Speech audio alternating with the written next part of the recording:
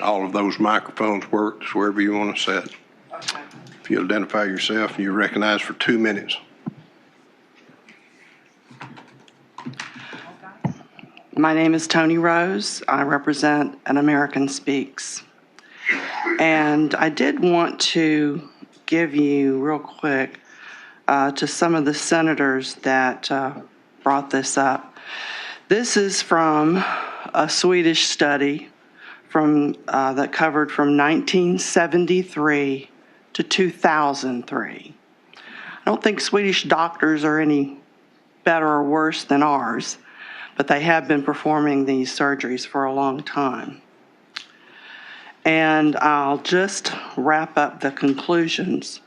Persons with transsexualism after sex reassignment have considerably higher risk for mortality, suicidal behavior, and psychiatric morbidity than the general population. Our findings suggest that sex reassignment, although alleviating gender dysphoria, may not suffice as treatment for transsexualism and should inspire improved psychiatric and somatic care after sex reassignment for this patient group.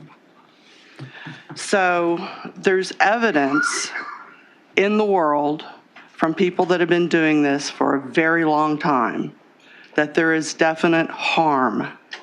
And where there is potential harm, it is our duty as the grown-ups to take care of our children and to intervene, yes, to intervene where there is potential harm to these children.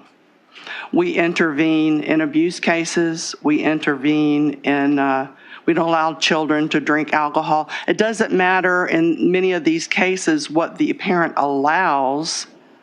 We as a state, we as a country still intervene on the behalf of an innocent child who is unable to make those decisions. Okay, your time's up. If you have a final statement. I wanted to be a lot of things growing up. Sometimes it was based on a TV show, and sometimes it was based on what a friend did or what my favorite uncle started doing.